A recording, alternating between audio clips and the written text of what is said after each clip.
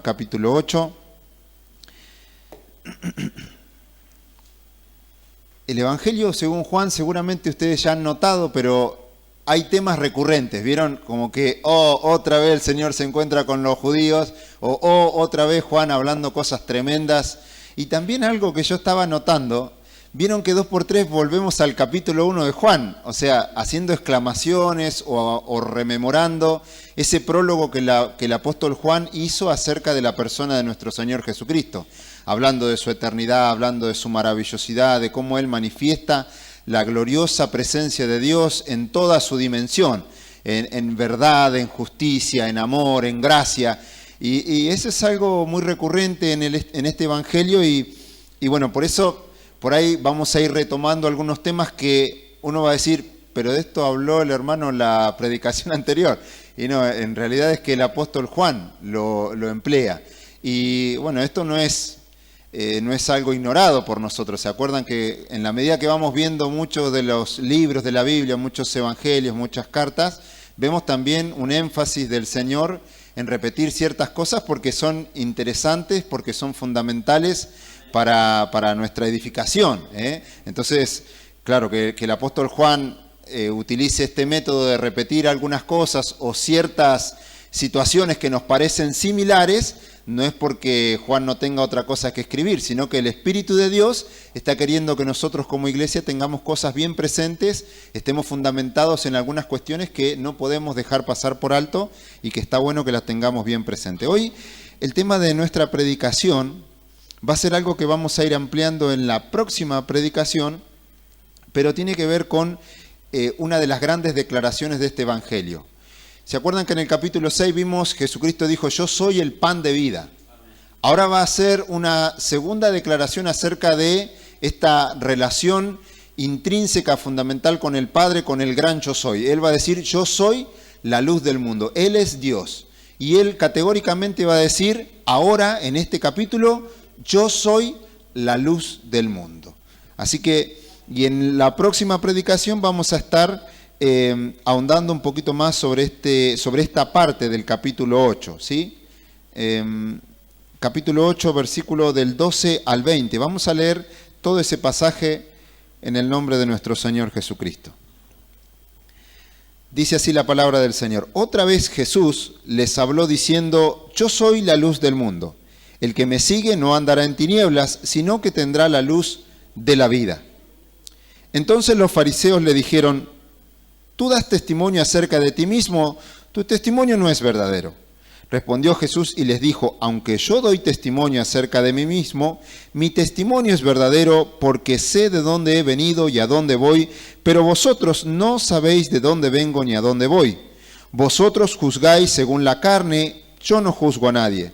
Y si yo juzgo, mi juicio es verdadero, porque no soy yo solo, sino yo y el que me envió, el Padre. Y en vuestra ley está escrito que el testimonio de 2 hombres es verdadero.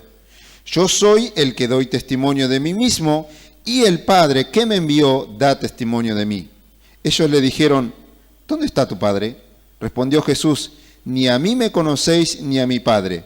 Si a mí me conocieseis, también a mi Padre conoceríais.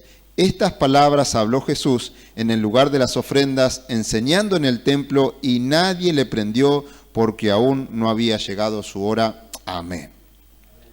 Bien, como dijimos, vamos a tomarnos al menos 2 etapas para poder desarrollar todo este episodio. Y la primera etapa va a consistir en desarrollar esta declaración maravillosa de nuestro Señor Jesucristo acerca de que Él es, yo soy la luz del mundo.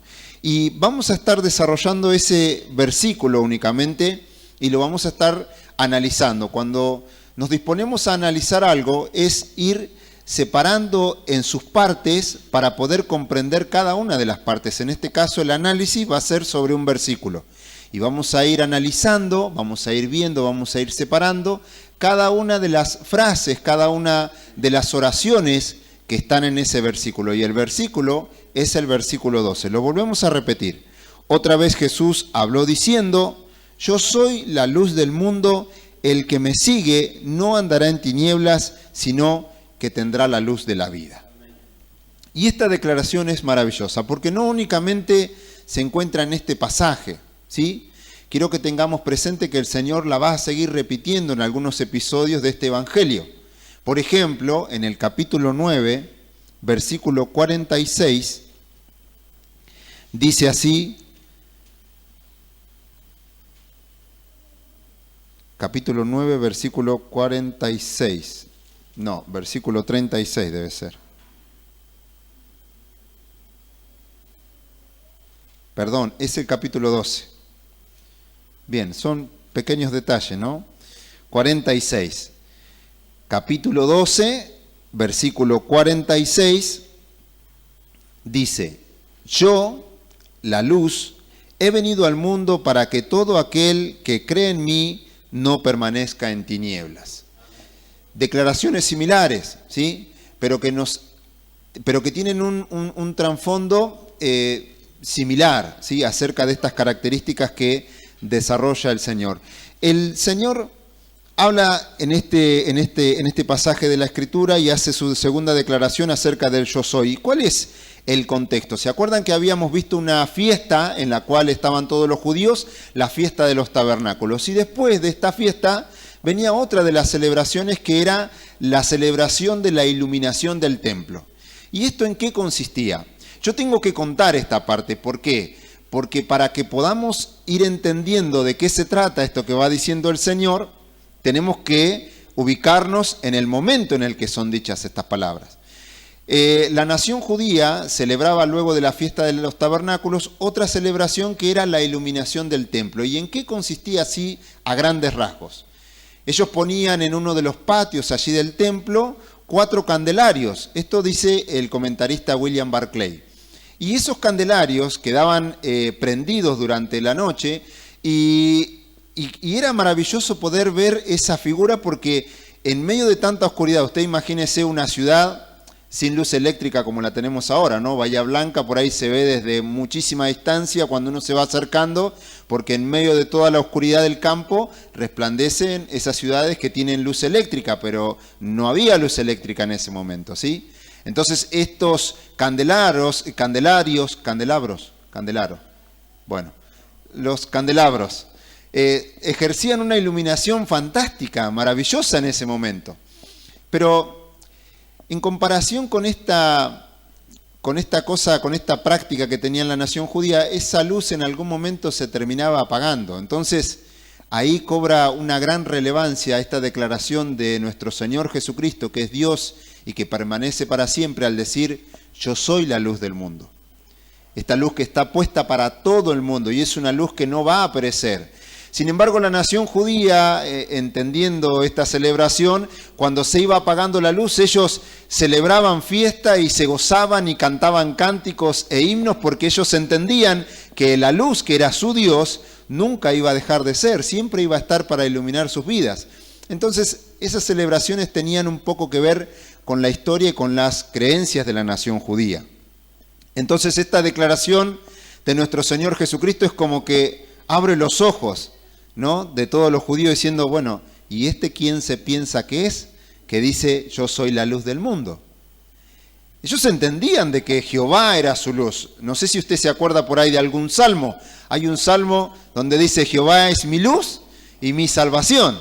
Entonces la palabra luz, esta característica maravillosa estaba bien entendida por los judíos. Ellos sabían que cuando hablaban de la luz no estaban hablando así de algo sin ningún tipo de interés. No, ellos relacionaban el tema de la luz con algo divino, con algo poderoso, incluso hasta con atributos bien cercanos, que eran de parte de Dios, ¿sí? Por ejemplo, Miqueas, el profeta Miqueas también decía, Jehová es mi luz, Jehová será mi luz, Jehová me salvará. Y este concepto de luz estaba muy arraigado en la nación judía, Entonces Jesús en esa declaración lo que está declarando es que Él no es una luz perecedera como la de aquellos candelabros. La luz tiene sus referencias en el Antiguo Testamento y los judíos entendían el peso de estas declaraciones. En 1 de Juan, capítulo 1, vamos a ir a 1 de Juan. Recuerden que habíamos hecho un comentario acerca de la primera carta de Juan, que es como una encuadernación del Evangelio, es decir, muchas de las cosas que se van a decir allí en esa carta, tienen un significado profundo ya mucho más adentro del Evangelio, ¿sí? El Evangelio sería el contenido del libro y Primera de Juan sería como las tapas. Es una maravillosa ilustración como para que nosotros podamos entender que muchas de las cosas que vemos en Primera de Juan tienen su más profundo desarrollo en el Evangelio de Juan. Y fíjense en lo que va a decir en el capítulo 1 del 5 al 7. Este es el mensaje que hemos oído de él. Está hablando Juan de nuestro Señor Jesucristo. Y os anunciamos, Dios es luz y no hay ningunas tinieblas en él. Si decimos que tenemos comunión con él y andamos en tinieblas, mentimos y no practicamos la verdad. Pero si andamos en luz, como él está en luz, tenemos comunión unos con otros y la sangre de Jesucristo su Hijo nos limpia de todo pecado. No vamos a analizar este texto, pero sí tengamos en cuenta acá que Juan está hablando de algo que ha él oído ya y tiene que ver con esta declaración. Jesucristo dijo, yo soy la luz del mundo.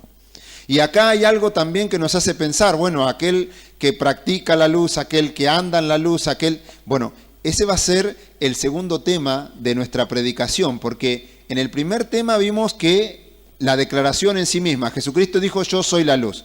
Pero sigue hablando el Señor, y en el segundo punto dice, el que cree en mí, el que me sigue no andará en tinieblas.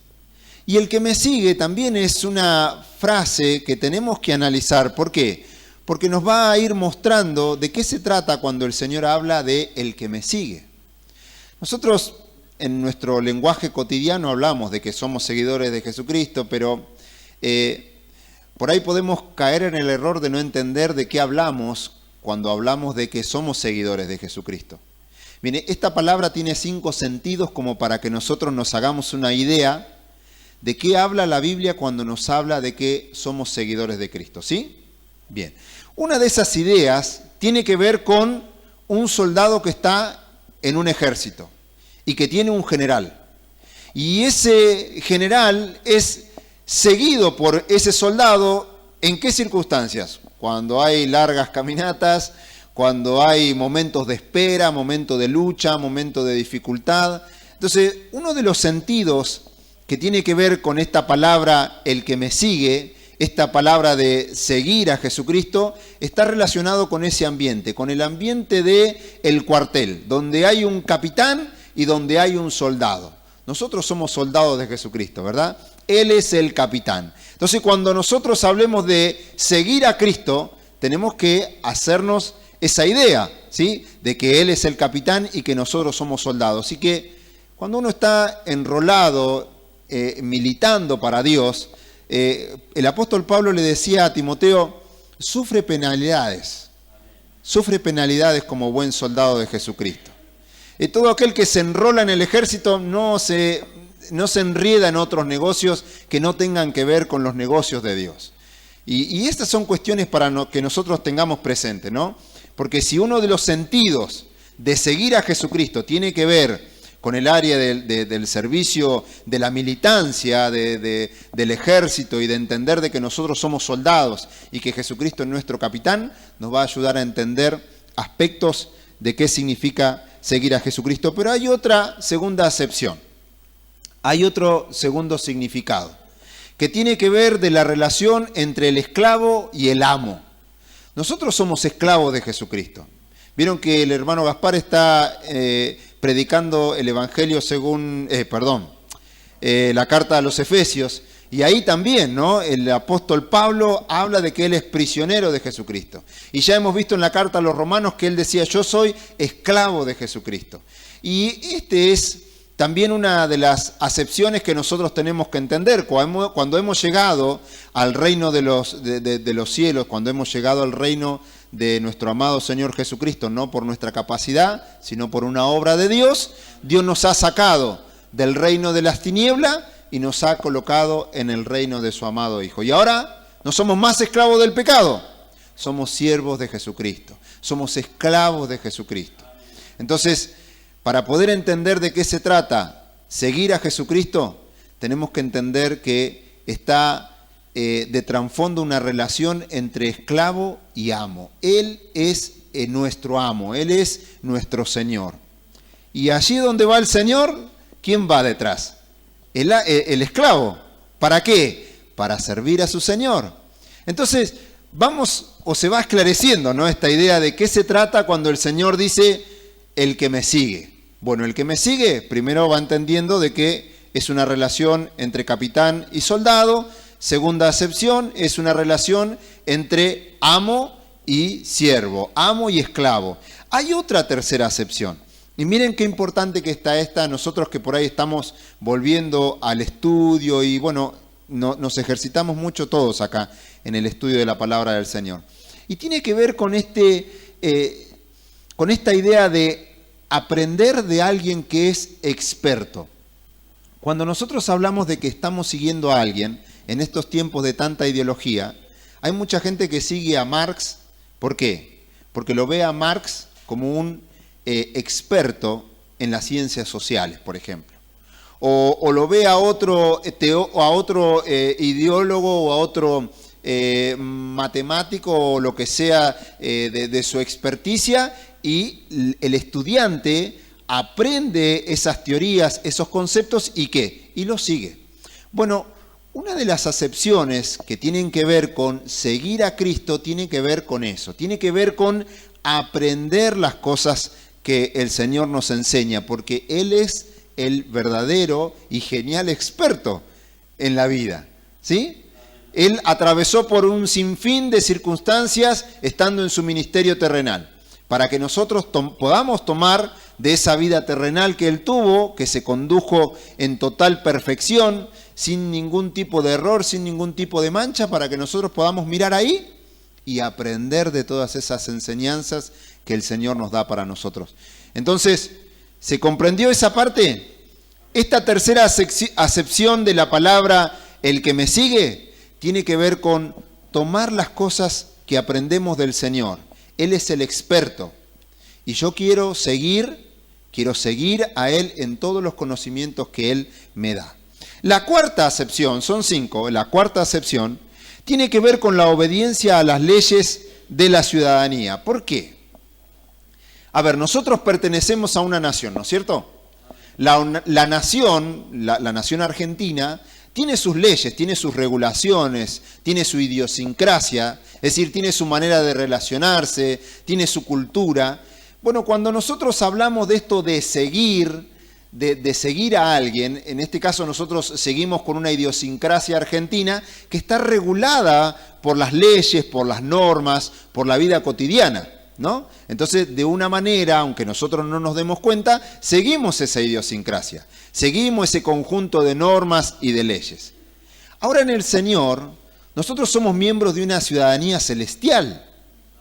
Entonces, ahí en ese seguir a Cristo, tenemos que entender de que hay una serie de normas y de pautas que tienen que ver con el reino celestial, con el reino de los cielos, y que nos invitan, nos convocan, nos van regulando, nos van encuadrando para que nosotros andemos en ellas. De eso también significa seguir a Jesucristo. Y la última acepción tiene que ver con seguir el razonamiento de un maestro. No sé si por ahí usted ha notado que hay algunos maestros en la escuela que dicen, ¿me entendiste? ¿Me seguís? ¿Me seguís? ¿La casaste? Y el que está estudiando allí le dice sí o mirá, no caso una. Bueno, esto de seguir a Jesucristo también tiene que ver con eso. Nosotros semanalmente o diariamente vamos a la palabra del Señor y Dios nos dice algo, ¿no? Leemos su palabra es viva y eficaz, toda la palabra de Dios es inspirada por Dios, no es que nosotros tenemos que tomar alguna parte en especial, sino que toda la Escritura es útil para nuestras vidas. Ahora, cuando nos acercamos a esta quinta acepción de la palabra, el que me sigue, lo que nos está queriendo decir el Señor es que, bueno, yo te hablo, yo te enseño, pero vos tenés que agarrar esa palabra que yo te digo, guardarla en tu corazón, creerla, amarla, atesorarla, cuidarla, y va a llegar el momento en el que la tenés que poner por obra. Y de eso se trata. Se trata de una parte teórica y de una parte práctica. Nosotros nos edificamos estudiando la palabra del Señor y en algún momento en la escuela, en el barrio, en el hogar, en el trabajo, donde sea, llega el momento de ponerla en práctica. Estas 5 acepciones tienen que ver con la palabra al que me sigue, al que es un seguidor de Jesucristo. ¿Se acuerdan? Vamos a hacer un pequeño repaso. La primera tenía que ver con el ambiente de ejército, ¿no? Bélico, donde hay un capitán y donde hay un soldado que le sigue a su capitán. La segunda tenía que ver de una relación amo y esclavo, amo y siervo. Nosotros somos esclavos de Jesucristo, Él es el que manda. Y donde va el Señor, su servidor está con Él. La tercera tenía que ver con entender de que hay un experto, donde hay alguien que va a tener todas las ideas bien claras, va a tener todo el conocimiento pleno para nosotros. Y nosotros hacemos bien en estar atentos a lo que Él dice. La cuarta tenía que ver con un conjunto de normas que tenían que ver con esta ciudadanía celestial que nosotros tenemos. Y la quinta es esto de escuchar al Señor, seguir al Señor en su edificación, en su palabra y poder poner por obra la palabra del Señor. Entonces ya hemos desarrollado la primera parte donde el Señor dice, yo soy la luz del mundo. La segunda parte es el que me sigue. Bueno, ¿el que me sigue qué?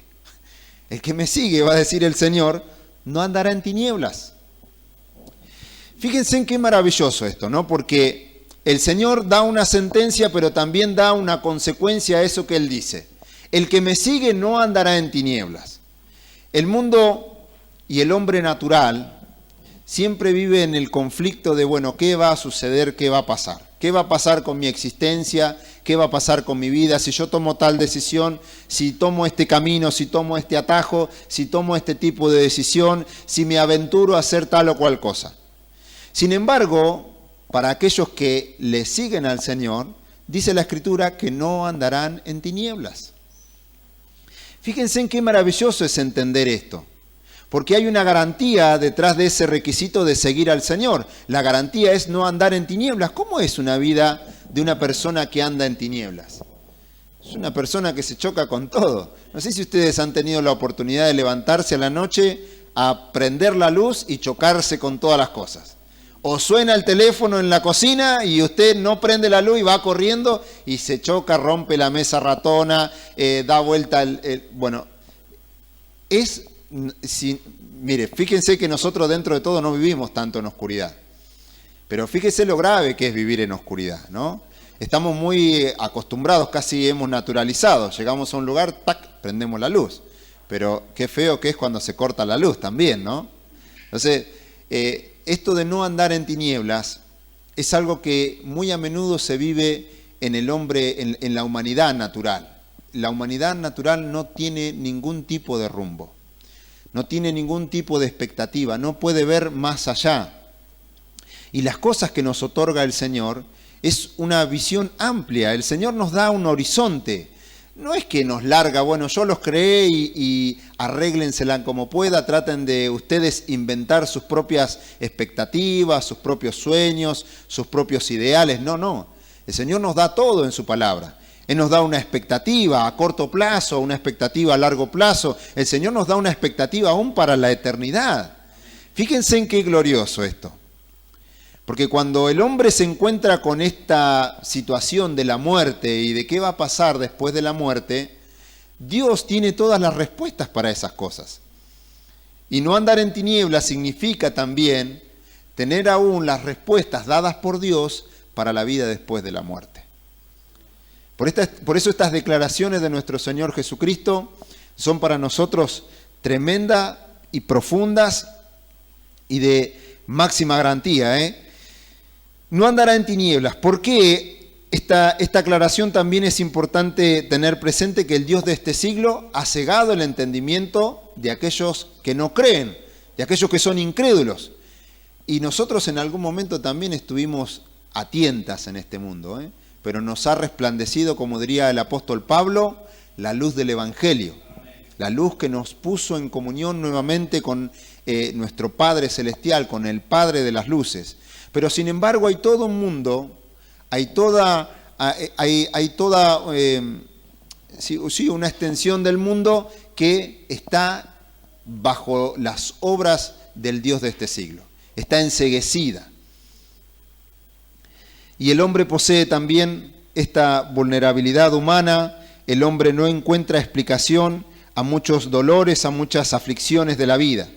El resultado de andar bajo o en la guía divina es que se cumple lo que dice la Escritura, que la palabra de Dios es lámpara a nuestros pies y lumbrera a nuestro camino. Vio que el Señor nos llama a andar en la comunión con Él, nos llama a andar en Cristo. Y esto también refiere a la primera parte del análisis del texto, ¿sí? Cuando andamos en Cristo, la palabra de Dios es lámpara a nuestros pies y es lumbrera a nuestro camino.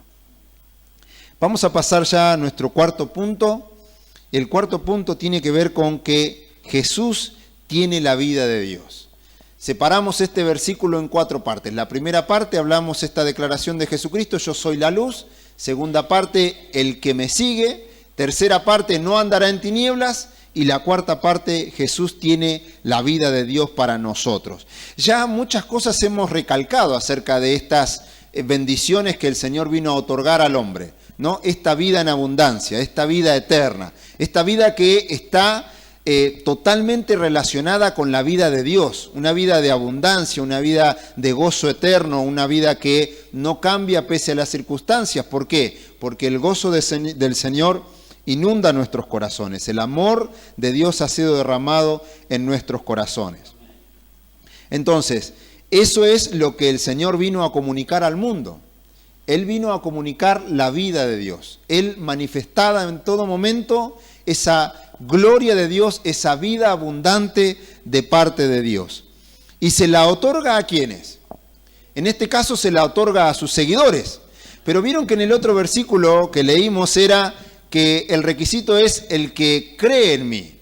Yo soy la luz del mundo, el que cree en mí.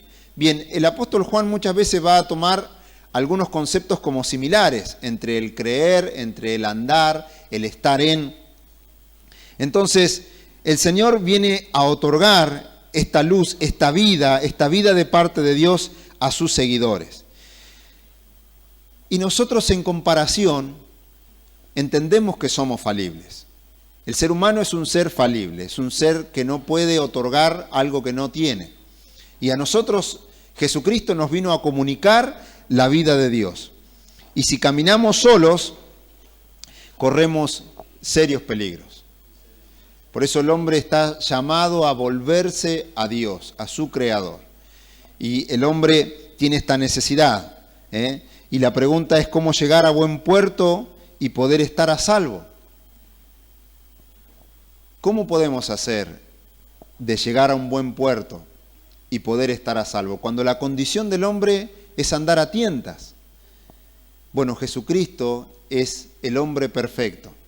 Jesucristo es Dios, Jesucristo es el guía perfecto para nosotros y Jesucristo nos otorga también el mapa exacto. ¿Para qué? Para que podamos llegar a un buen puerto. Mis hermanos, vamos a dejar por aquí esta parte de este texto y luego vamos a seguir profundizando, pero me parecía que nos detengamos en este versículo para poder entrarnos en otro tema que tiene que ver con Jesús en el lugar de las ofrendas. Y para poder desarrollar ese tema era necesario que pasemos por este punto. Nuestro Señor nos ha dicho categóricamente, yo soy la luz del mundo. El que me sigue, requisito, el que me sigue no andará en tinieblas. Y somos llamados a vivir en esa vida de comunión, esa vida en la luz, como decía el apóstol Juan en la primera carta. Si andamos en luz, andamos en comunión los unos con los otros y la verdad de Dios está en nuestras vidas. Damos gracias al Señor por esta palabra.